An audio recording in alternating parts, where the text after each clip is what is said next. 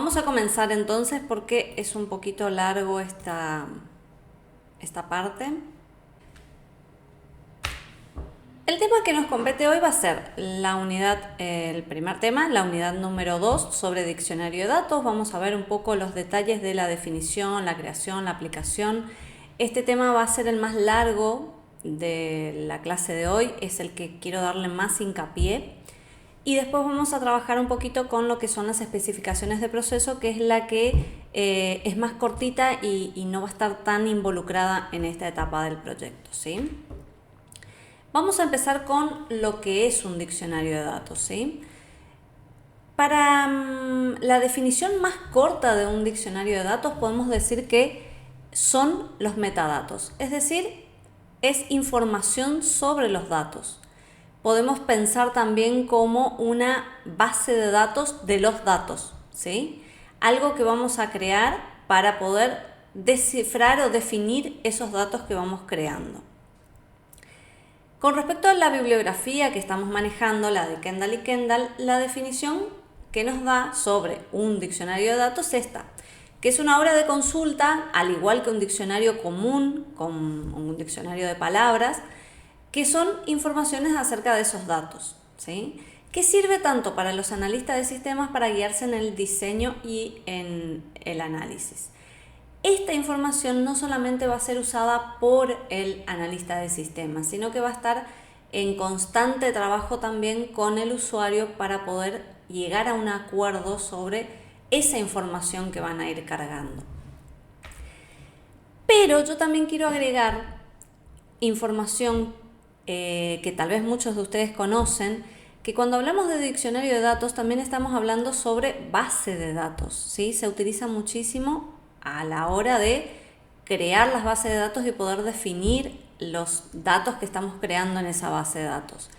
Y tomando una definición de un libro de base de datos también, podemos decir que es un depósito de información que describe la estructura lógica de la base de datos. En todo momento estamos hablando que es la lógica, ¿sí? No estamos hablando de la parte física de esa base de datos o en este caso que vamos a trabajar con los diagramas de flujos de datos y los almacenes de datos. Siempre hablamos de la lógica. Pero lo que quiero hacer ver a ustedes es que tanto en esta materia, que van a ver todos los temas que estamos viendo sobre diccionario de datos, si lo ven luego en bibliografía de base de datos, es correcto porque es lo mismo, estamos hablando de la misma cosa, ¿sí? ¿Qué tenemos que tener en cuenta o como datos importantes antes de comenzar? Primero que nada, tenemos que mantener a nuestro diccionario de datos ordenado. Tenemos que tener completamente organizado para poder entender cómo está armado ese diccionario de datos. Tenemos que tener idea que estos datos van a tener que estar integrados, es decir, que tienen que tener relación unos con otros y ser independientes también. También tenemos que eliminar la redundancia. Van a ver que algunos ejemplos que ustedes me pasaron ya se dan cuenta que a la hora de armar el diccionario de datos se encuentran redundancia. Es decir, que están repitiendo datos que se podrían escribir una sola vez. Y ahora vamos a ver algunos ejemplos de cómo eliminar esas redundancias, porque al armar el diagrama estamos en la vorágine de crear ese diagrama y no terminamos de ver esa redundancia solamente cuando la empezamos a escribir. Escribimos y decimos, pero esto yo ya lo puse anteriormente, tengo que escribirlo de vuelta, y no hace falta. Por eso es importante que tengamos en cuenta estos puntos antes de comenzar a trabajar. Tenemos dos tipos de diccionarios de datos. Acá también quiero aclarar que la información que estamos viendo ahora en esta presentación está agregada a lo que ya tienen como material de estudio. Va a haber algunos contenidos que los fui agregando para complementar y que se pueda comprender bien esta parte de lo que es diccionario de datos. Hablamos de un diccionario de datos integrado. ¿Cuándo tenemos un diccionario de datos integrado? También se llama catálogo de sistema y es cuando se encuentra dentro de la base de datos. Esto es lo que en el material de estudios ustedes lo encuentran como automatizados, diccionarios de datos automatizados, que son generados automáticamente por la base de datos. La mayoría de los motores de base de datos nos permiten crear un diccionario de datos. ¿Cuál es la ventaja, por decirlo así, de utilizar un diccionario de datos integrados? Es que es consistente con la estructura real de nuestra base de datos. Siempre va a estar reflejando tal cual la información que tenemos en nuestra base de datos. Ahora, el mantenimiento también es automático y no solamente va a servirnos al inicio de la investigación o de lo que estamos haciendo ahora nosotros, que es el análisis previo de nuestro sistema, sino que también nos puede servir a lo largo de toda la vida útil de esa base de datos. Ahora, ¿cuál es el problema con esto? Si yo lo quiero llamar como una desventaja, es que está integrado a una base de datos. Es decir que sí o sí ya tengo que estar creando una base de datos y puede ser que en esta primera etapa de investigación no tengamos todavía los datos suficientes como para poder armar una base de datos, ¿sí? Es decir que tenemos por un lado la ventaja de poder crearlo de manera automática, pero por el otro lado la desventaja de no conocer todavía el sistema completo y poder crear una base de datos que no va a ser real o que no va a reflejar lo que va a ser al final del proyecto. Por otra parte, tenemos los diccionarios de datos independientes, que tienen su nombre en inglés y que, permiso, voy a habilitar, y que no va a depender de ninguna base de datos. Es decir, que van a estar creados fuera de una base de datos. Pueden ser tantos comerciales como archivos, lo que estamos haciendo ahora, escribirlos en papel. ¿Qué pasa? Como desventaja puedo nombrar acá que tiene que ser mantenido por ustedes. Es decir, que cualquier modificación que se realice en el modelo del DFD van a tener que ir modificando de manera manual en el diccionario de datos. Ahora, ¿en qué momento nos sirve este diccionario de datos independiente? En la etapa de diseño. ¿Por qué? Porque ustedes van diseñando, crean el diccionario de datos, nos da cierta información importante, pero el tema de mantenerlo a lo largo de toda la vida del proyecto se vuelve mucho más compleja porque tenemos que ir constantemente modificando o corrigiendo ese diccionario de datos. Lo cual tenemos ventajas y desventajas de cualquiera de los dos. Por otra parte, tampoco se ajusta a lo que va a ser la base de datos real al final del proyecto.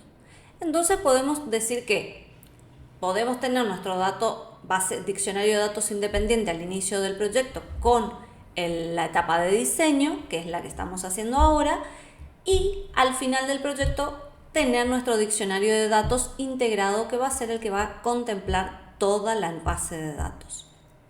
Este concepto o esta separación no está muy clara en el material de estudios, pero sí habla de diccionarios de datos automatizados. Cuando habla de diccionario de datos automatizados, está hablando de ¿sí? De los diccionarios de datos integrados.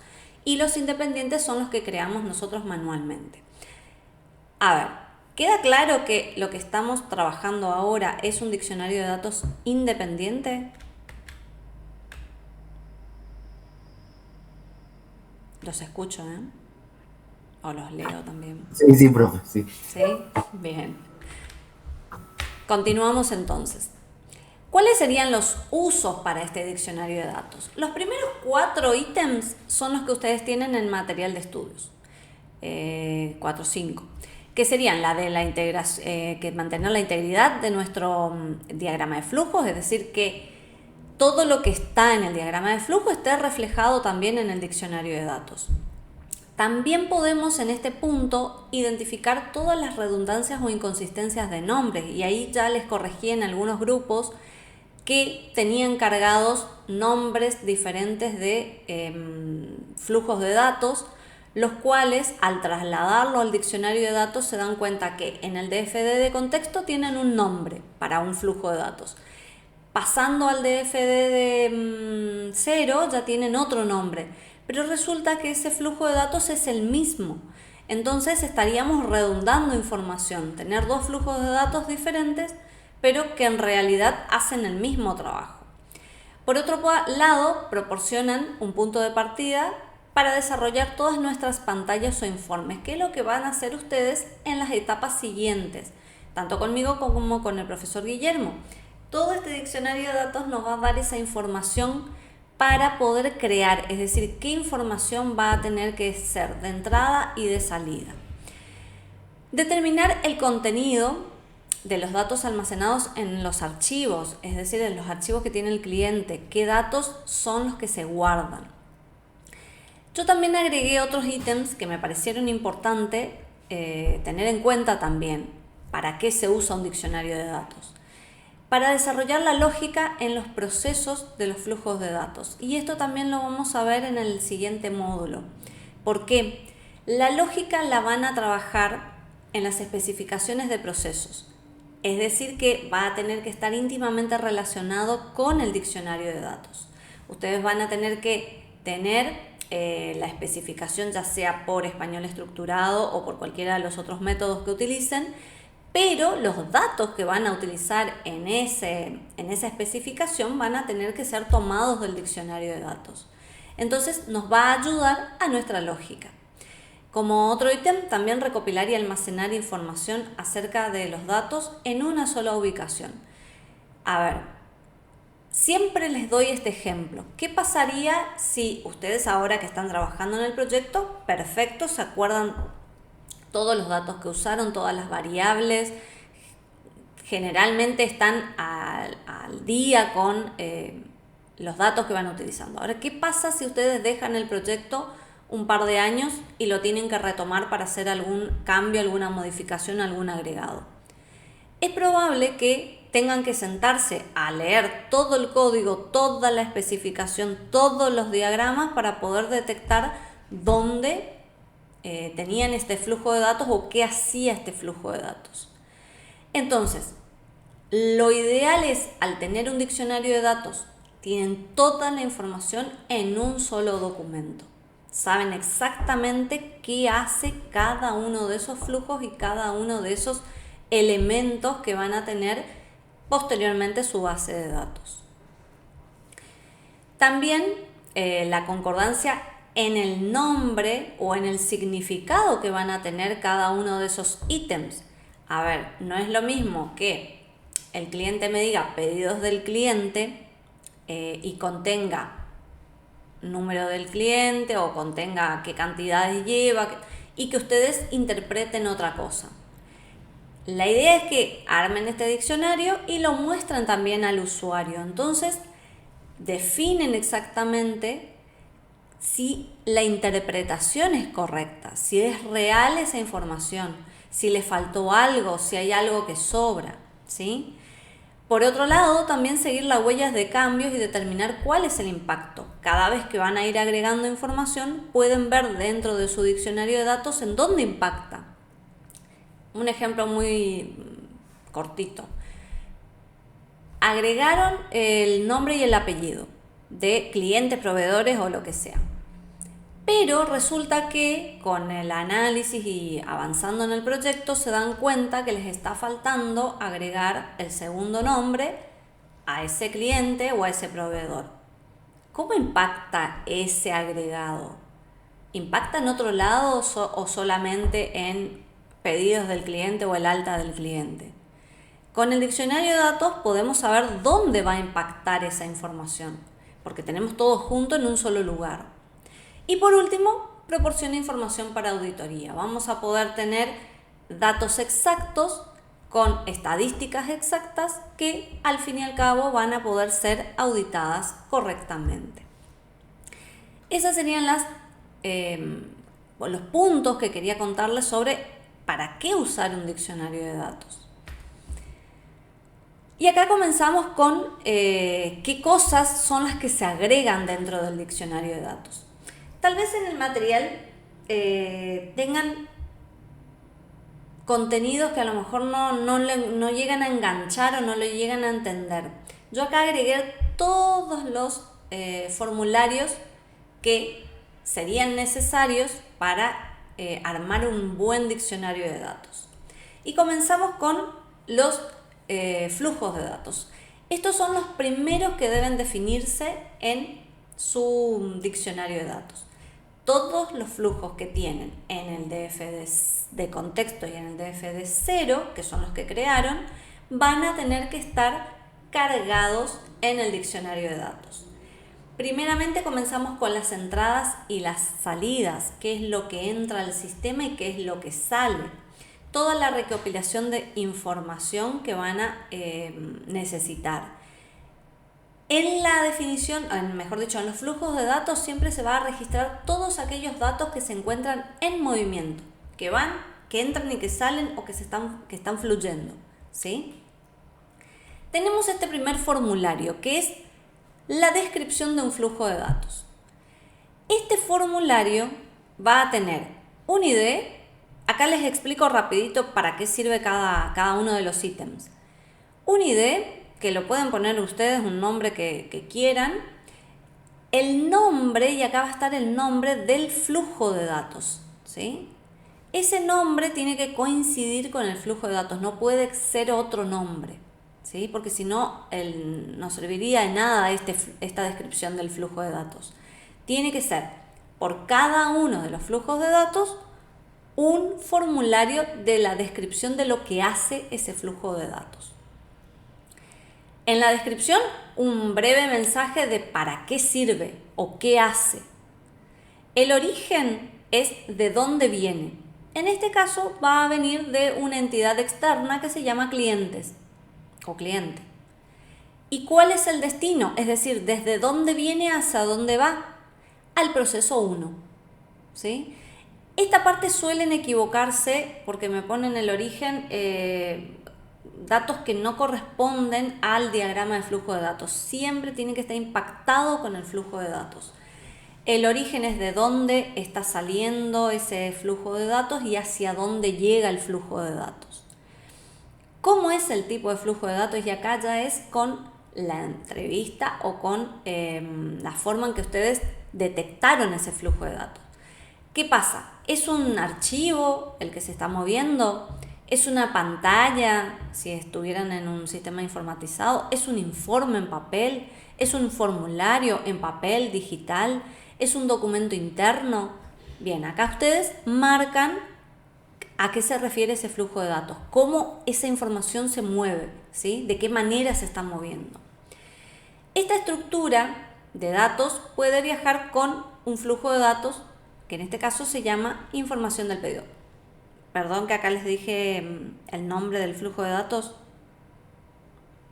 Acá me corrijo. Es acá donde tiene que ir el nombre del flujo de datos. Y ahora les voy a mostrar por qué. Voy a avanzar un par de diapositivas que les quiero mostrar un DFD para que puedan ver acá. Dentro de cada flujo de datos, ¿sí? Por ejemplo, este que se llama registro de empleado, va a tener distintas estructuras de datos, ¿sí? Por ejemplo, en este caso tiene número de empleado, información personal. En el caso que estábamos viendo era pedido. Esto es lo que estamos definiendo en ese primer formulario, esta porción, este pedacito, ¿sí? Esta parte de la estructura.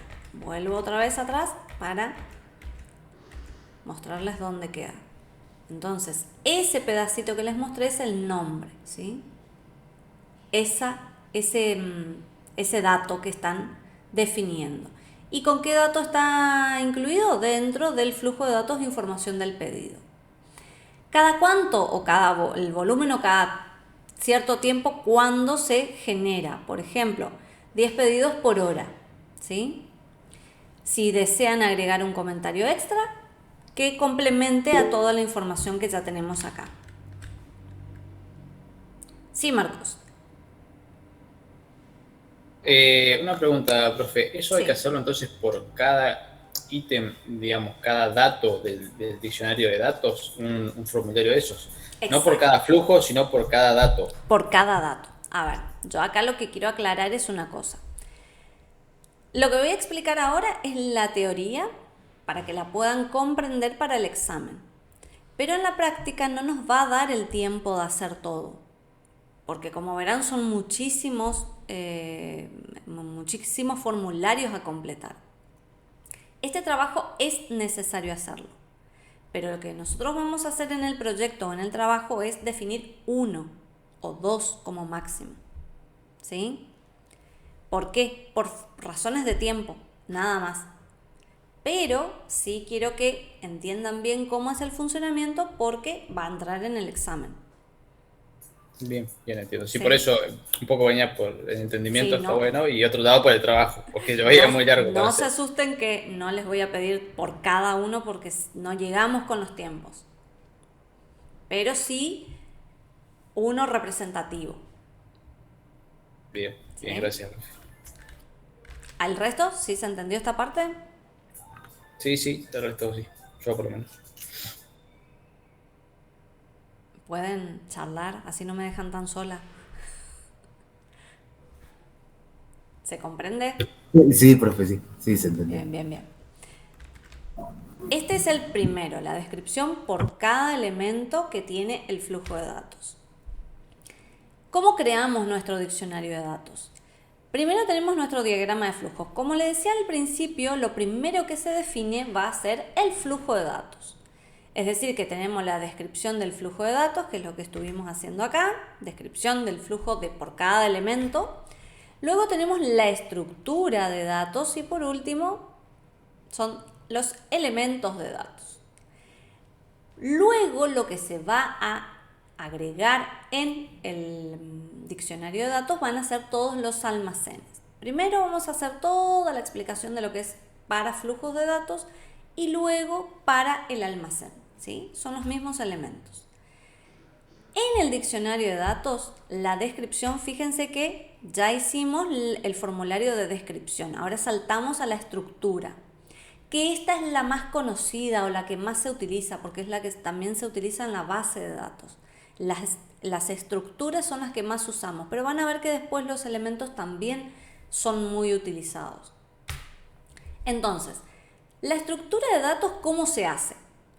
Se genera con notaciones algebraicas y acá tienen la notación algebraica y el significado. Siempre va a ir el nombre del flujo de datos, el signo igual, y esto significa que el signo igual está compuesto de. Por cada uno de los elementos de datos van a ir agregando el signo más que significa y. Por ejemplo, nombre y apellido sería nombre más apellido. Luego, si tenemos algunos elementos que tenemos que repetirlos, entonces van a ir entre llaves, todos aquellos elementos que se repitan. Ahora, si no son elementos que se repiten y son elementos que deben decirse si es uno u otro, por ejemplo, les puedo dar una definición de uno u otro sería el sexo, femenino, masculino u otro. ¿Sí? ¿Cómo los separamos, femenino, masculino u otro? Con la barra vertical, ¿sí? La barra vertical nos va a identificar que es o, sería femenino o masculino o otro. Quedaría redundante la o, pero a eso significa. Cuando colocamos entre paréntesis un elemento, estamos diciendo que es opcional, que puede estar o no incluido. En una base de datos, ¿qué significaría que un dato sea opcional? ¿Qué dato admite si es opcional? Que no es un campo obligatorio. No es obligatorio. ¿Y cómo se define ese dato? Hago la pregunta al revés. ¿Cómo defino en una base de datos? Como nulo. Exacto. Admite valores nulos. Entonces esta traducción de que es un dato opcional implica que cuando arme la base de datos voy a saber que este valor admite nulos, ¿sí? Y todos los otros que no tengan paréntesis no admiten nulos. este elemento del paréntesis se puede combinar con el resto, ¿sí? Entonces, si este elemento que es opcional, que define si es un valor u otro valor, pero a su vez es opcional, lo que hago es encerrarlo entre paréntesis. Primero el paréntesis y luego el corchete, ¿sí? Es decir, que se pueden anidar. ¿Estamos hasta acá? ¿Vamos bien? Sí, profe. Bien, continuamos.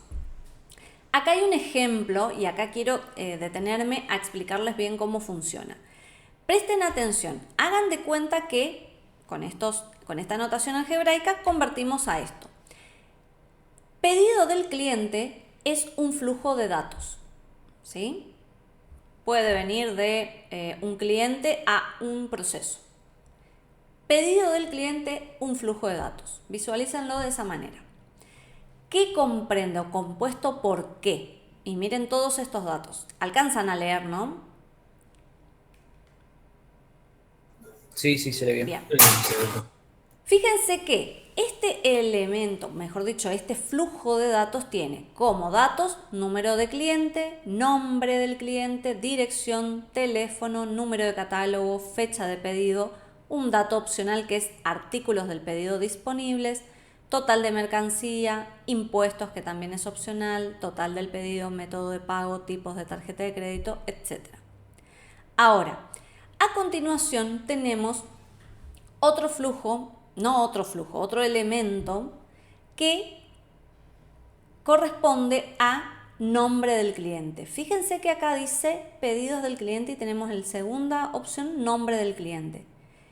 ¿Qué hacemos acá? No estamos ahorrando de escribir todas las veces primer nombre, inicial de segundo nombre, apellido, si tenemos distintos flujos de datos que van a utilizar nombre del cliente, lo definimos de una sola vez.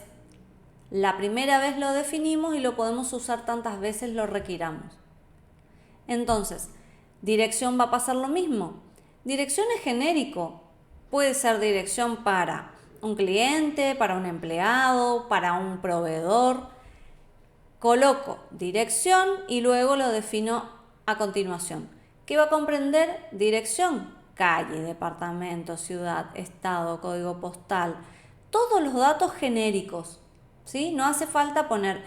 Yo acá, esto está tal cual en el material de estudios, pero también podría haber puesto solamente nombre. Nombre, primer nombre, inicial y apellido. Y utilizamos para todo. Pero ¿cuál es la diferencia?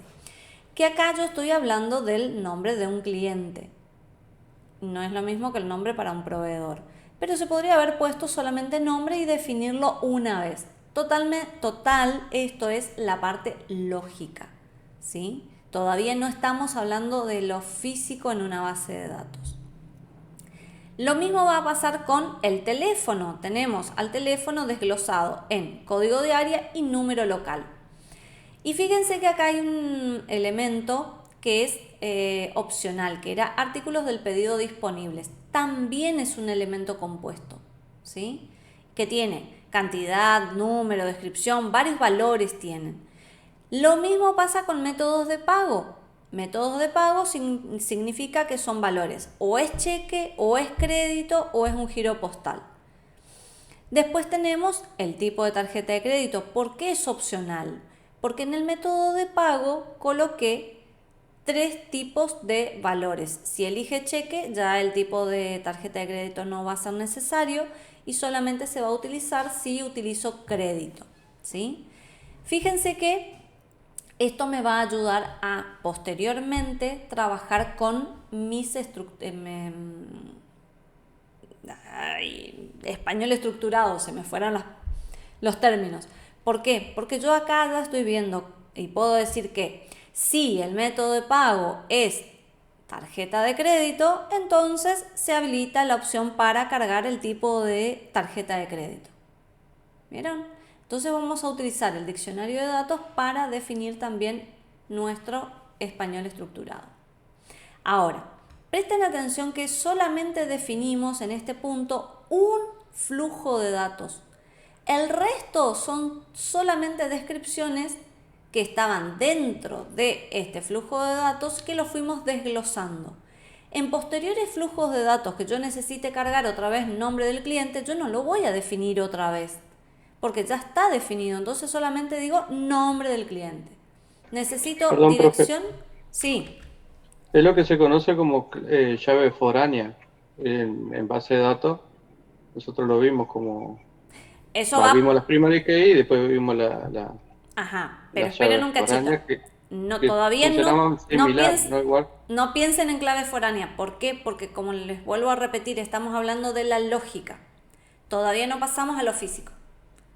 Solamente lógica. Ahora les voy a comentar qué va a pasar. Estos datos son los que ustedes van a obtener de la entrevista con el cliente. El cliente no les va a decir, nosotros tenemos un número único de clientes. La única forma que pueden tener un número único de clientes es que ya tengan un sistema. De otra manera, es muy difícil de que carguen manualmente un número de cliente. Lo que pueden tener es organizado por apellido, por ejemplo. Entonces, por ahora ustedes lo que hacen es plasmar tal cual están obteniendo los datos desde una entrevista o desde cualquier otro de los métodos que utilizaron para obtener los requerimientos, ¿sí? Lo plasman tal cual. Ahora vamos a ver un poquito más adelante qué va a pasar con eso que me comentás. Profe, una consulta. Consulte, señorita. A ver si entendí bien. Sí. Nosotros en el trabajo, entonces tenemos que hacer el diccionario de datos así, en formato de listado, como la imagen esa. Así. Como La imagen. estructura de datos es lo que más se utiliza, es lo que vamos a hacer. Bien. Y Después, aparte de eso, le sumamos un formulario como el de la diapositiva anterior. Exactamente. Uno nada más. Para definir, Uno por suficiente. ejemplo, Perfecto. Por ejemplo, definan qué significa número de cliente. Por ejemplo, solamente de uno, porque si no se nos va a extender demasiado. Ahora, esta parte del diccionario, esta de la estructura, sí la tienen que hacer completo de todos los elementos que tienen en su DFD, es decir, todos los flujos de datos y todos los almacenes de datos. Ok, ahora sí. ¿Sí? Bien. Ahora, ¿cuál es la diferencia entre un elemento y un registro estructural o grupos de elementos? En el material también está dividido en dos. A ver, yo les nombré acá 3 elementos simples. El número de catálogo, la fecha del pedido y total del pedido. Si vuelvo a mi estructura, tengo fecha del pedido, número del catálogo, total de mercancía. Estos son elementos simples, no tienen más desglose. Pero cuando ya tengo un desglose son grupos de elementos o lo que se llama registros estructurales. Que en este caso un registro estructural puede ser el nombre del cliente, que está formado por el primer nombre, la inicial del segundo nombre y el apellido. ¿Y qué hacemos? Lo definimos abajo, ¿sí? Ponemos arriba el nombre del cliente, esto es un registro estructural, y lo definimos abajo. Registro estructural o grupo de elementos. Indistintamente se lo puede llamar. Lo definimos acá por cada uno de los registros estructurales que tengamos. Mi sugerencia es armen registros estructurales. Entonces se van a ahorrar mucho trabajo. En el caso de los nombres, en el caso de las direcciones, de los teléfonos, métodos de pago, todo ese tipo de información que se repite muchas veces dentro de un sistema, ¿sí? Entonces, acá tenemos 2 ejemplos, el del nombre del cliente y el teléfono. Estos 2 son grupos de elementos o registros estructurales, es decir que son compuestos, tienen más de un elemento dentro de ese elemento, ¿sí? ¿Queda claro cuál es la diferencia entre un elemento y un registro estructural? Sí, profe. ¿Tienen otro ejemplo de un registro estructural que me puedan decir, que se les ocurra ahora de su proyecto?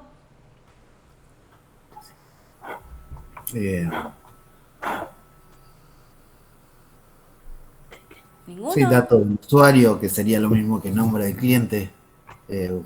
También usaría una estructura similar Claro. a cliente. Dato, en nuestro caso que elegimos el escenario 2, que es sobre estacionamiento, serían los datos del estacionamiento privado, Claro, y todos los exactamente. datos, ya sean dueño, dirección, ubicación. Exactamente. Fíjense que cuando hablan de dueño pueden decir nombre de manera genérica, entonces utilizan para el nombre del cliente, o mejor dicho, del usuario, para el nombre del dueño del estacionamiento. Entonces usan el mismo registro estructural para todos los flujos de datos que siguen. Bien, pasamos ahora a lo que son las estructuras de datos lógicas y físicas. Acá sí estamos hablando de un cambio. ¿Por qué? ¿Sí? ¿Alguien quería decir algo? A ver si no entendí mal, creo que justo se cortó cuando lo había dicho. El registro estructural sí lo vamos a tener que hacer para todos los Sí, flujos a de ver. datos de nuestro DFB. En el trabajo van a tener que tener todas las estructuras de datos, todo esto, de todos los De diagramas, todos los. de Perfecto. todos los flujos de datos y de todos los almacenes de datos. Eso sí es lo que les voy a pedir completo. Bien. No, pues justo se me había cortado y no había entendido. Sí, Listo, sí, era sí. eso, profe, gracias. Bien. Ahora sí pasamos a hablar de estructuras de datos lógicas y físicas. Cuando hablamos de la estructura lógica, es la información o los datos que el negocio necesita constantemente o diariamente. Es lo que nosotros recabamos a partir de las entrevistas. Es lo que cargamos acá, ¿sí? Esto es nuestros datos lógicos. Ahora, como sabrán, y como dijo el compañero, hay datos que faltan. Hay datos que están incompletos que ustedes saben que cuando van a pasar esa información a una base de datos le está faltando. ¿Y cuáles son esos elementos adicionales que se necesitan implementar? Por ejemplo, una clave primaria, una clave foránea, está faltando datos que el cliente obvió o lo omitió porque le pareció que no era importante. Va a haber información que ustedes ya con la experiencia y con el tiempo van a saber que sí o sí se necesitan. Datos de validación, si están vigentes de alta, cuestiones así que conocen o que a medida que va avanzando su análisis se van a dar cuenta que faltan. Ahí sí ya estamos hablando de la parte física. Son todos aquellos elementos que ustedes consideran que faltan agregar, ¿sí? No recuerdo el nombre de quien me había comentado esto, pero Había sido por Catriel. Entonces, acá, una vez que definiste la parte lógica, que es todo lo que obtuviste de tu entrevista con el cliente, recién ahí vas a completar con toda la información que sí va a ser necesaria en la parte física. Y acá entran Claro. todas las claves, todas las claves primarias y todo lo que sea necesario que es extra, ¿sí? Que el cliente no lo dijo. Perfecto. Profe, los errores también entrarían acá. Un error que nos dé el sistema, por ejemplo, por cargar a un usuario que ya está cargado, por ejemplo. No, en el diccionario de datos no. Ok. Bien, ahora, ya hicimos el formulario anterior. Este formulario que yo les voy a mostrar ahora no está en el material, pero sí explica la descripción. Y me pareció que le faltaba una pata a esa parte para que se pueda comprender. ¿Qué va a hacer? Por ejemplo, vamos a ver acá nuestro elemento de datos. Vuelvo a mi diccionario original. Y tengo acá un elemento que se llama número de cliente. Voy a avanzar y tengo acá mi número de cliente. Esto estoy describiendo el elemento puntual. Esto es ya físicamente cómo va a estar cargado en mi base de datos. Por ejemplo, voy a tener un ID que puede ser X, el que ustedes quieran. El nombre, que va a ser el número del cliente, un alias, si hace falta, una descripción de qué significa este elemento, porque a veces nosotros por acortar o que en nuestro diagrama quede prolijo, acortamos los nombres y después cuando volvemos a revisar decimos qué quisimos decir con este nombre. Por eso es importante darle una descripción, explayarse en para qué sirve ese elemento puntual. Y en este caso es el número del cliente. El número del cliente, ¿qué significa? Identifica de manera unívoca al cliente o lo que ustedes consideren. ¿Qué características va a tener ese elemento? Va a tener una longitud. ¿Cuántos elementos va a tener? En este caso va a tener una longitud de 6. Si tiene un punto decimal, ¿qué tipo de dato va a ser? Si es alfabético, numérico, de fecha, alfanumérico. Un formato de entrada. Esto es un código que lo pueden definir ustedes, pero en definitiva el formato de entrada es cómo se va a cargar, y en este caso es cómo es el formato de fecha, por ejemplo, y cómo se va a mostrar ese formato de fecha.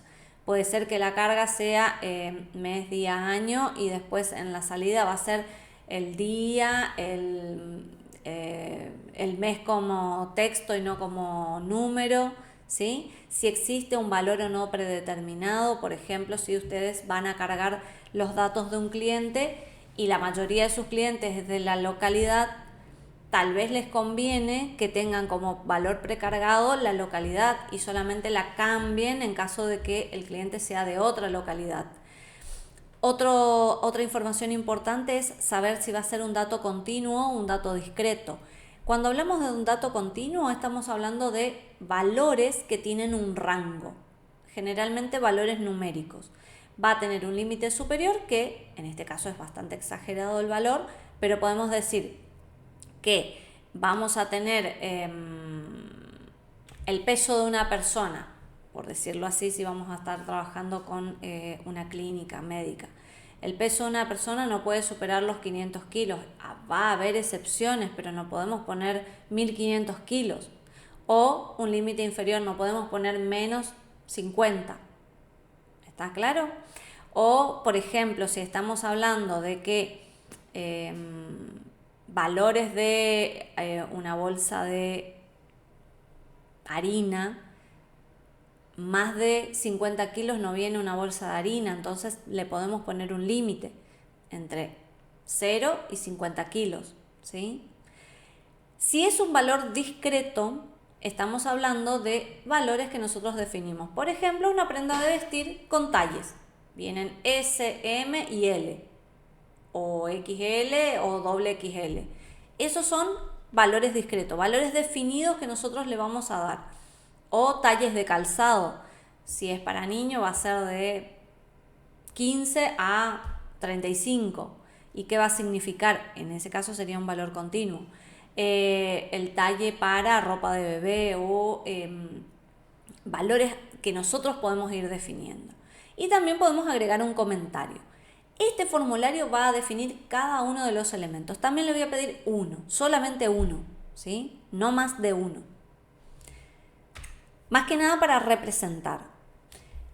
Ya con esto, hasta este punto, hemos definido a un flujo de datos. Es decir, cargamos todos los flujos de datos en nuestro diccionario de datos. Ahora nos queda por definir como siguiente elemento el almacén de datos. Se agregan, generalmente un almacén de datos se crea cuando tenemos muchos grupos de registros estructurales. A partir de esa cantidad de grupos de registros estructurales decimos, bueno, es necesario guardarlos en un almacén. Estos datos no van a estar en movimiento. Son los datos que se quedan estáticos, pero no estáticos que no tienen ningún tipo de movimiento, sino que es cuando decimos, bueno, cargamos a un nuevo cliente, se lo hace una vez y queda ahí, guardado. Si es necesario modificar la dirección o el teléfono del cliente, bueno, se hace una actualización, pero vuelve a quedar en reposo, ¿sí? Es la información que se guarda generalmente. Puede ser tanto permanente como temporal. Necesariamente no es que siempre va a quedar permanente, puede ser que sean datos temporales. Para ello también tiene en el material de estudios tienen qué significan los valores, pero no tenía el formulario. ¿Qué va a hacer este formulario? Va a describir a mi almacén de datos. Tengo un almacén de datos que tiene un ID, le puedo poner un nombre. que en este caso hace referencia a un archivo maestro de clientes. Justamente hablando de clientes, puede tener un alias y una descripción que va a contener este almacén de datos. Y acá sí nombramos qué características tiene ese almacén. No confundan a un almacén de datos con una base de datos. ¿Por qué? Porque el almacén de datos puede ser que nuestro cliente lo tenga en fichas, en papel, ¿sí? Entonces, puede ser que mi cliente tenga todas las fichitas de sus clientes o de sus proveedores y no lo esté computarizado. Entonces nosotros tenemos que identificar cómo es el tipo de ese archivo. ¿Está computarizado o es manual? El formato es una base de datos, está indexada, es secuencial, es directa. ¿Cuánto es el tamaño del registro? ¿Cuánto es el máximo de registros que puede tener esa base de datos? Porque acá estamos nombrando una base de datos. Si fuese manual y si tiene un cuadernito de 100 hojas, y bueno, va a ser 100. ¿Cada cuánto crece o anualmente? Y esto vamos a tener que tener una idea del histórico de crecimiento de ese almacén de datos, es decir, cuánto porcentaje crece por año, estadísticamente. Después también cargamos el nombre del conjunto de datos, si tiene una copia, cuáles son las estructuras de datos que van acompañadas, cuál es la clave primaria y cuáles son las claves secundarias que tiene este almacén de datos. También acompañado de un comentario. Así que este sería el formulario para cargar un almacén de datos. También les voy a pedir uno. Ahora, pasamos a la creación de un diccionario de datos.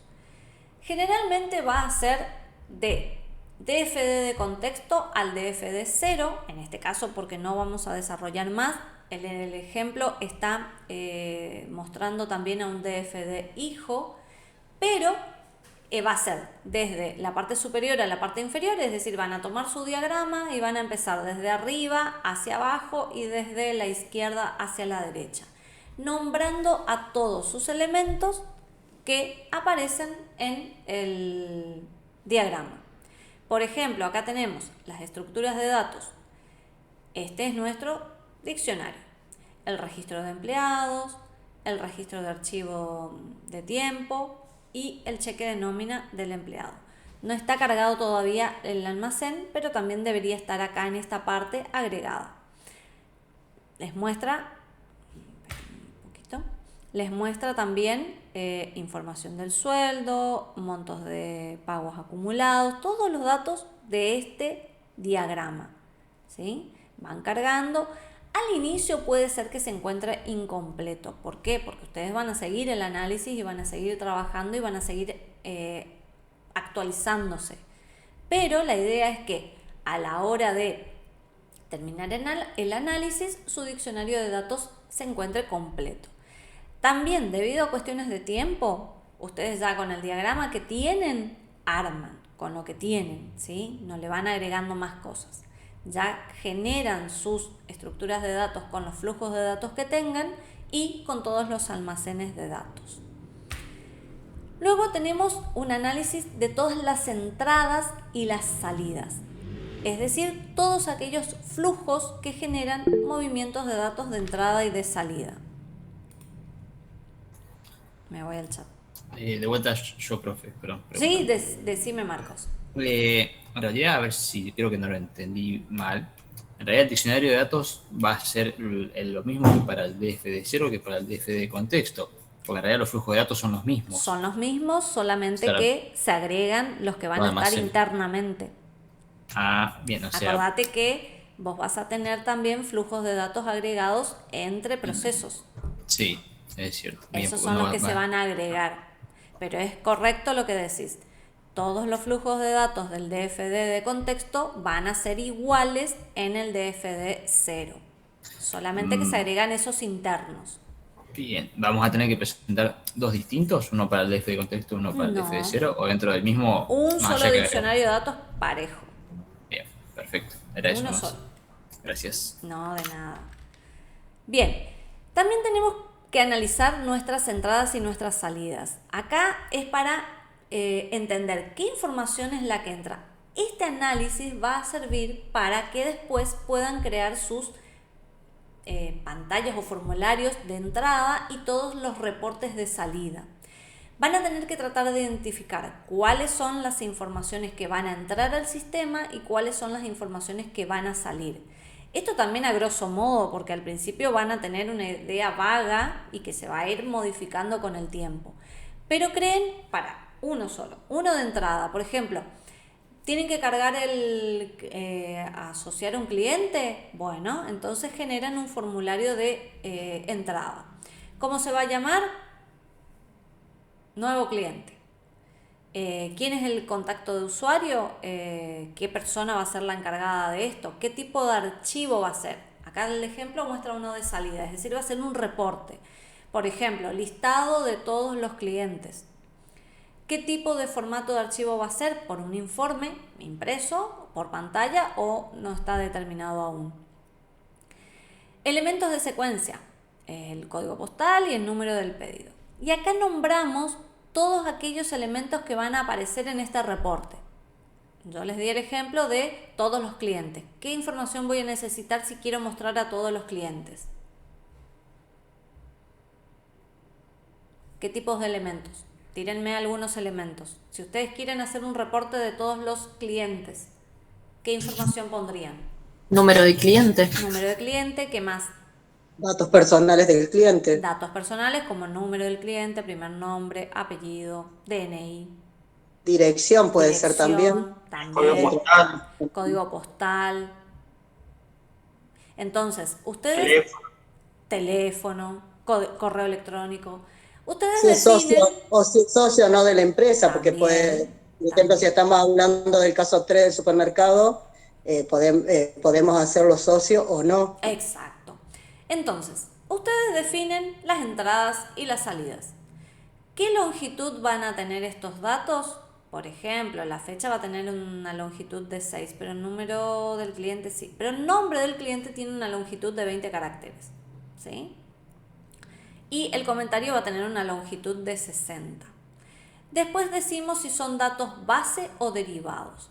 Un dato base significa que es un dato que se carga por teclado, por ingreso, por selección o por el formato que sea. Ahora, ¿qué sería un dato derivado? Por ejemplo, la fecha de la edad. No la fecha de cumpleaños, la edad. ¿Por qué la edad?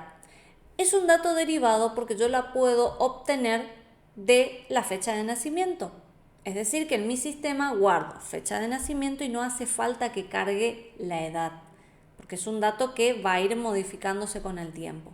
Al ser un dato derivado significa que yo voy a poder obtener la fecha de a partir de la fecha de nacimiento es la edad, calculando el año actual con la fecha de nacimiento. Entonces puedo decir que los datos son de base o derivados y acá le pongo un criterio de esa edición. Por ejemplo, en el primer nombre no puede tener espacios. Si tiene espacios, voy a tener que eliminarlos o directamente no permitir que se generen espacios. En la inicial del segundo nombre, de la A a la Z o un espacio. Y así, definir la fecha del pedido, qué formato va a tener. Formato mes, día o año. Nosotros utilizamos al revés, día, mes, año. El total del pedido, qué tipo de formato va a tener. Entonces, esto es un formulario de una entrada o de una salida. Ustedes generen uno, ¿sí? ¿Qué datos van a querer de entrada o qué datos van a querer de salida? Después este mismo formulario, ya piensen a futuro, van a usarlo para generar sus pantallas o sus vistas de usuarios, ¿sí? Entonces, armen un formulario ya pensando en eso. Es decir, bueno, voy a mostrar todos los clientes o voy a mostrar todos los pedidos o toda la recaudación o voy a mostrar cómo cargar un nuevo cliente o cómo generar un movimiento, ¿sí? Piénsenlo ya a futuro para sus vistas, ¿sí? Bien, eso fue todo lo que era la primera parte sobre diccionario de datos. ¿Alguna duda al respecto de diccionario de datos?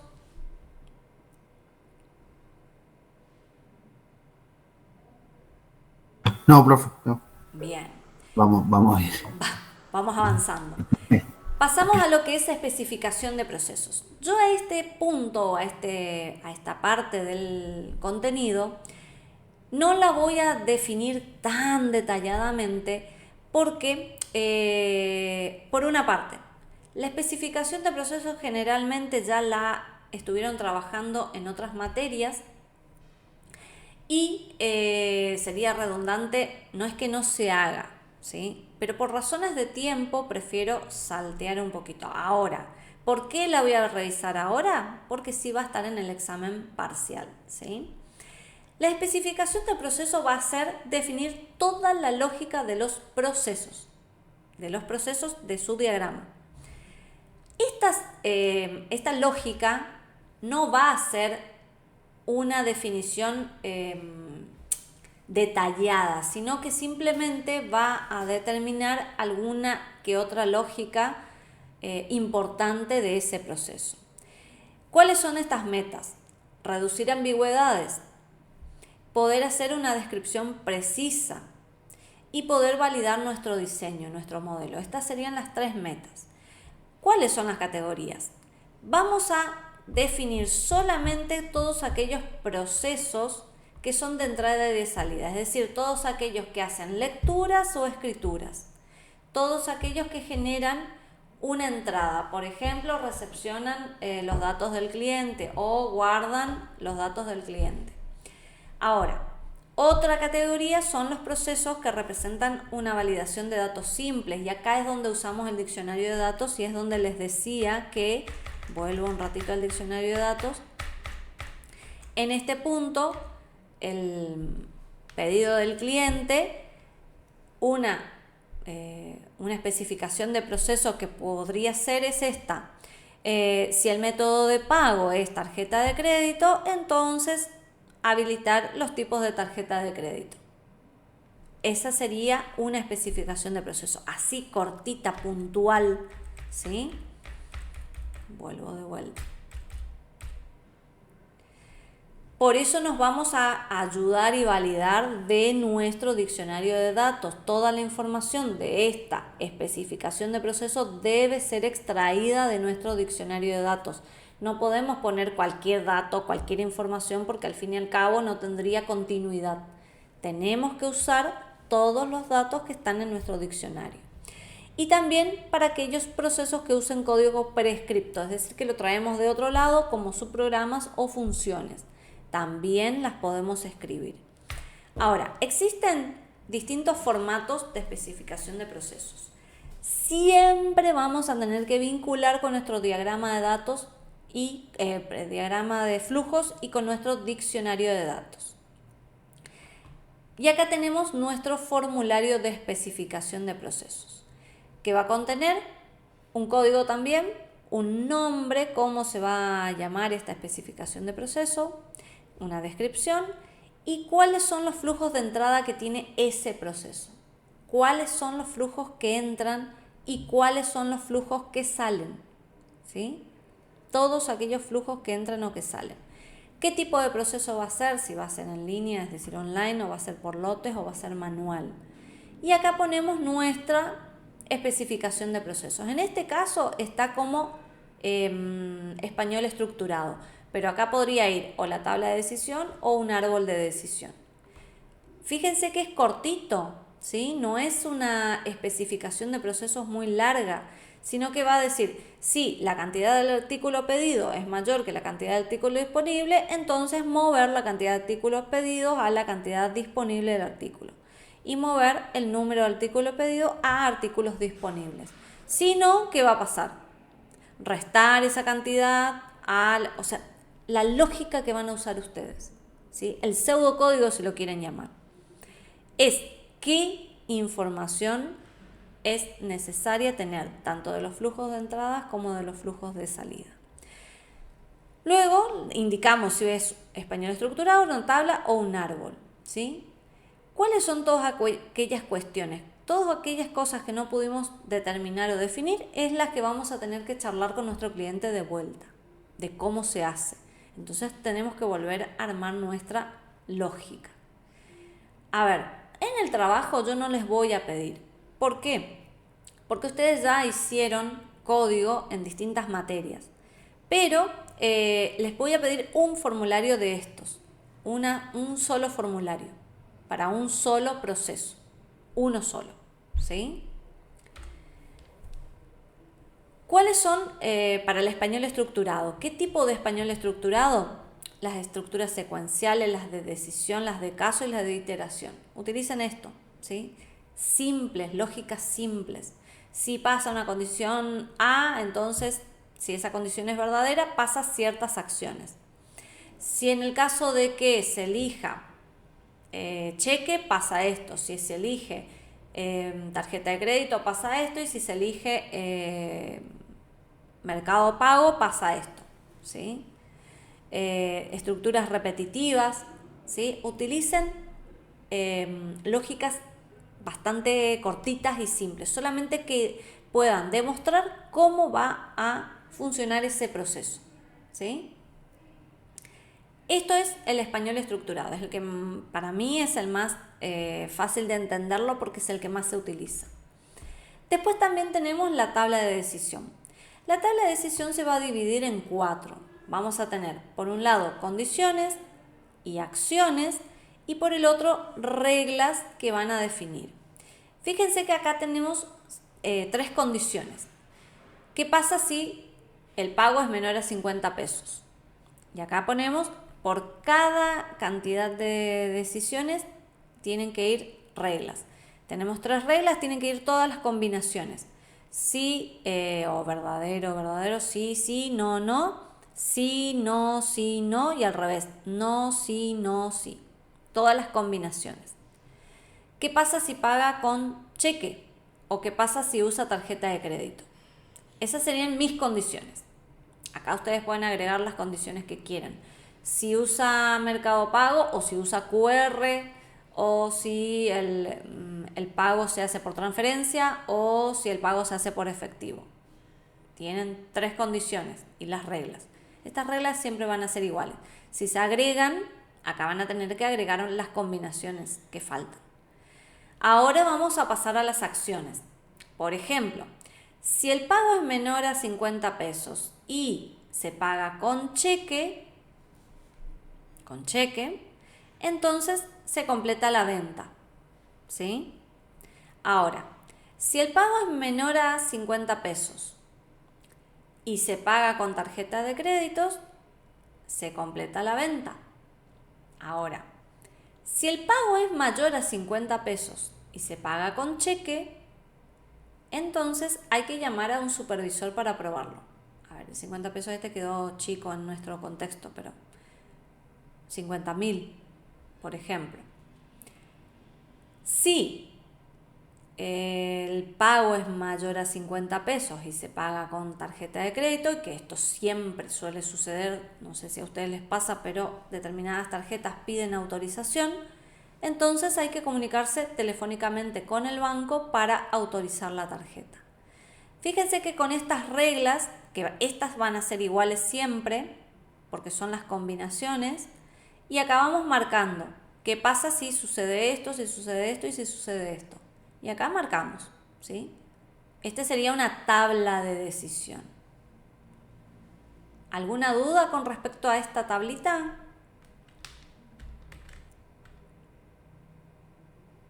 No, profe. Vieron que la misma, podemos usar español estructurado, tabla de decisión y árbol de decisión para lo mismo, porque acá si lo quiero transformar en español estructurado puedo decir, si el pago es menor a 50 pesos y el pago es con cheque, entonces completar la venta. Acá puedo decir en español estructurado, si el pago es menor a 50 pesos y el pago se hace con tarjeta de crédito, se completa la venta. Y acá puedo decir, si el pago es mayor a 50 pesos, a 50.000 pesos y se usa tarjeta de crédito, entonces se debe comunicar telefónicamente con el banco. ¿Se entiende? Que pueden usar lo mismo para español estructurado y tabla de decisión. ¿Qué pasa? El árbol de decisión pasa exactamente igual, solamente que es visualmente más, para mí un poco más claro que la tabla. Acá quedó como tabla, pero es árbol de decisión. Es lo mismo, fíjense que vamos a lo anterior. Menor a 50 o mayor a 50, paga con cheque o paga con tarjeta de crédito. Fíjense que acá bifurcamos. ¿El pago es menor a 50 pesos? El pago es mayor a 50 pesos. Acá, desde el pago, menor a 50. ¿El pago es con cheque o con tarjeta de crédito? Como acá también, pero en el caso del mayor, tengo que decir, ¿se paga con cheque o con tarjeta de crédito? Y acá todas las acciones. Si es menor a 50 pesos y se paga con cheque, entonces se completa la venta.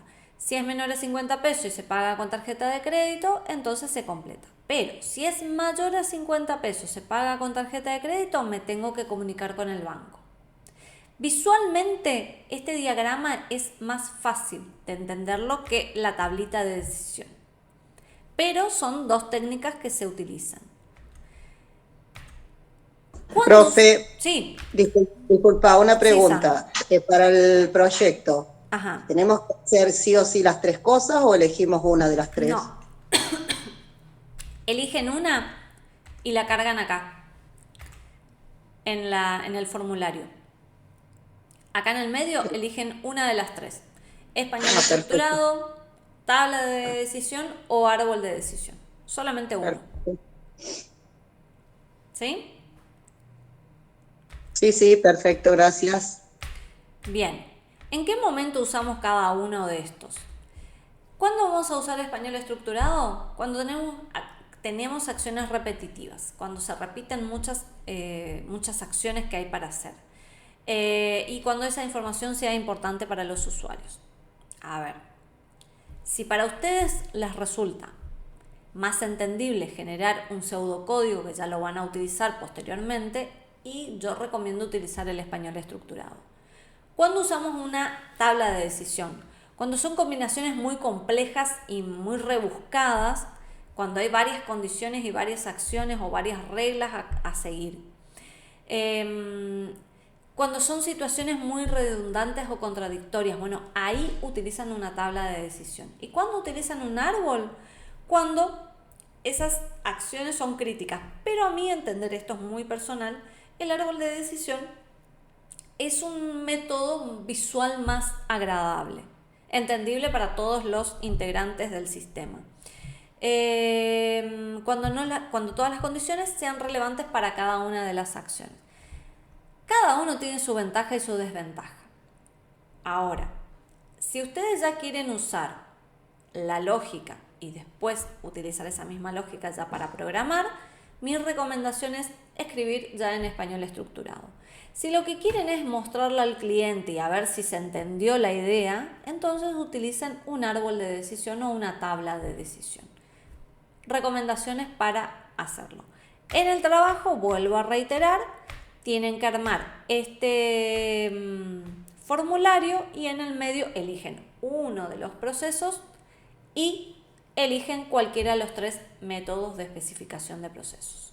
Esos serían lo que tendrían que hacer para el trabajo. Por último tema. ¿Qué sería el balanceo horizontal?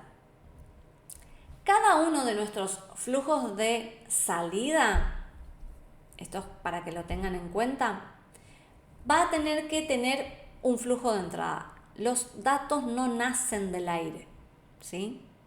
Yo no puedo sacar un listado de clientes si jamás cargué un cliente. Tiene que venir de algún lado. A ver, hubo un caso que estuvimos charlando con los chicos en donde la carga de los clientes no era o no iba a estar contemplado en el sistema.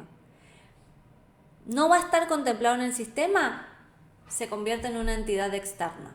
Es decir, otro módulo que por el momento no se está trabajando, pero sí va a tener interacción con su sistema. Van a tener datos que van a venir. Es decir, ese cliente existe.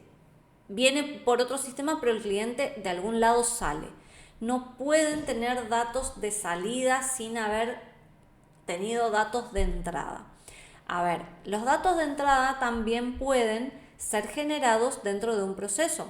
Puede ser que en algún punto tengan que mostrar la edad de todos los clientes y la edad no fue cargada, ¿se acuerdan? La edad era un dato derivado. Bueno, hay un proceso que hace ese cálculo. Entonces, de ahí nace la información. Es decir, no tengan datos huérfanos. O si hay datos que entran y que nunca se salen o nunca se lo procesa y se lo utiliza, entonces ¿para qué van a cargar esos datos?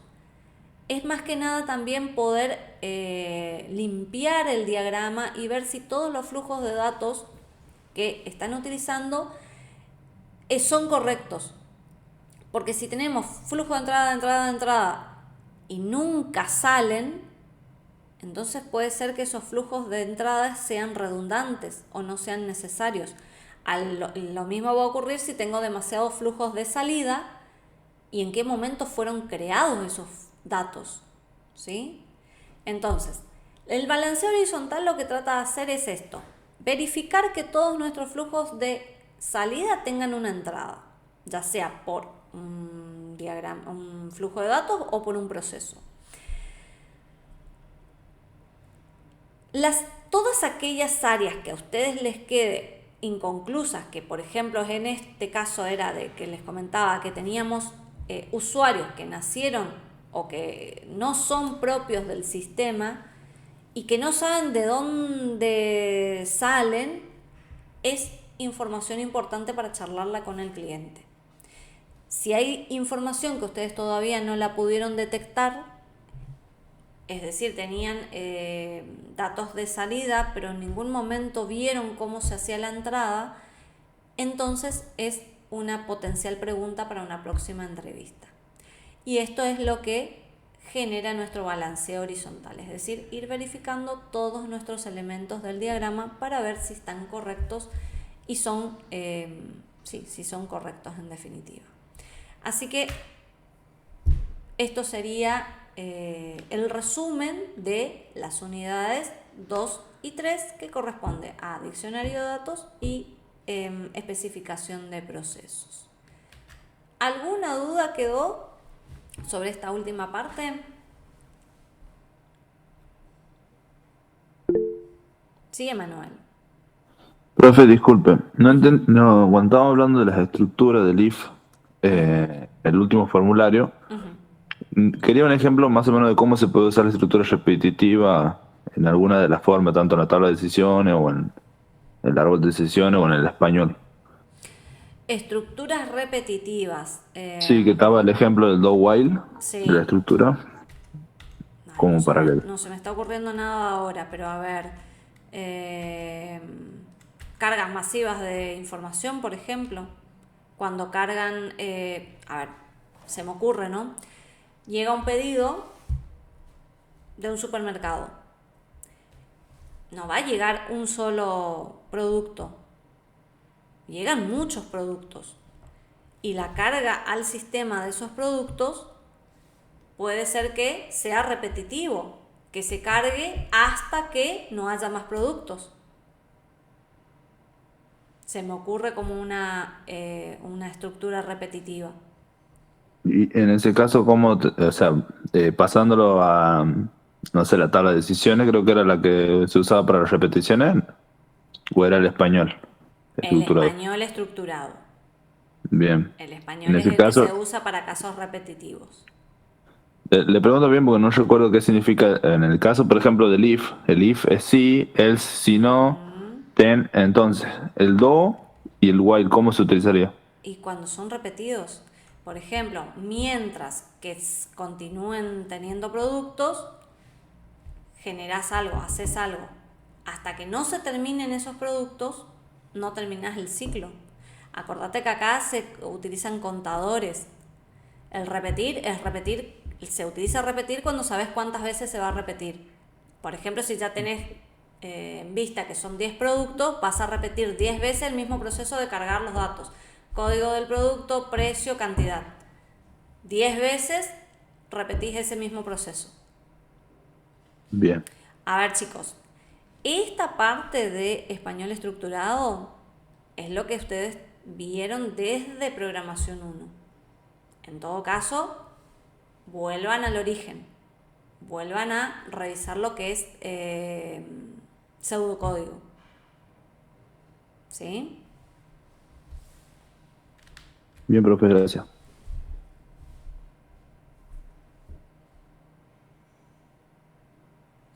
Exactamente, do while, hacer mientras. El repetir es cuando tenemos cantidades.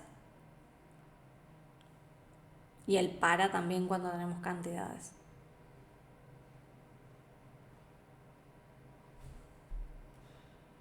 Bien, chicos, ¿alguna inquietud al respecto? Me gustaría que vayan armando los formularios, pero que se enfoquen más en estudiar para el parcial en esta semana. Lo que viene siguiente ya es un poco más liviano, así que no demandaría tanto tiempo.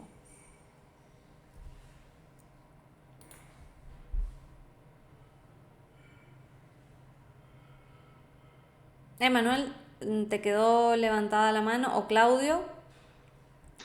Hola, profe, ¿cómo está? está? Le hago Bien. una consulta. Usted mostró justamente los formularios en español estructurado. Los formularios que están acá los que usted subió en la plataforma, ¿son estándares o es algo así como un tipo borrador? O sea, ¿es válido mientras esté todos los datos en un formulario que yo pueda diseñar o tiene que ser de acuerdo a lo que usted subió en el documento? Por ejemplo, el formulario de especificaciones del proceso. A ver si estoy entendiendo. Vos me estás hablando de los archivos en Word que hay. Claro, lo que están o sea, lo que usted subió en el campus, dice formulario de especificación de materia, número 13, bueno, no, lo que usted mostró anteriormente. ¿Esos son formularios que tienen algún estándar de trabajo o es mientras No, lo va? lo pueden... A ver, lo que sí que tengan todos los elementos, Bien, pero no hace falta de que tengan ese mismo formato. genial, perfecto. Sí, o sea, lo que te referís es que tengan los cuadritos, tal cual. O sea, que tengan todos Claro, los exacto. elementos, que tengan los elementos, pero que no le falten elementos. Pero sí pueden escribirlo como mejor les salgan en el documento. Aparte tienen que acomodar dentro del documento que ya tienen. Bien, perfecto, buenísimo. Gracias, Bien, profe. bien. No hay por qué. Ana, Una consulta, profesora. sí. Con respecto al proyecto, ¿en qué parte está lo que es la estructura del proyecto? ¿Qué iría primero? ¿Qué formulario? Si va primero lo de su materia y después lo de la otra materia. Es la unidad, ¿En qué parte iría? Es la unidad 4, por eso no me quiero adelantar. Prefiero que ustedes está. estudien esta parte, vayan haciendo lo que les voy pidiendo, pero en la unidad 4 ahí sí vamos a armar la estructura. Bien. ¿Sí? Bien, de la estructura del trabajo que sería para entregar. El mes que viene. Exacto, claro. Para el mes que viene. Por el momento tengan las actividades ordenadas, sí, pero todavía no se preocupen tanto por la estructura. El próximo mes estaremos viendo ese tema.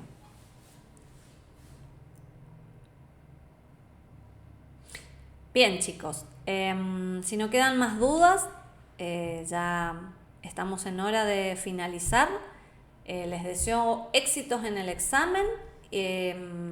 Estudien toda la parte teórica. Cualquier duda me escriben y les estaré informando cuando volvemos a tener un encuentro de Meet, ¿sí? Así que bueno, que tengan un muy buen fin de semana. Gracias, Buen, profe. Chao. Igualmente. Gracias. Gracias, profe. Chao. Hasta luego, que pasen Gracias, profe. bien. Hasta luego. Chao, chao. Profe. Adiós, adiós.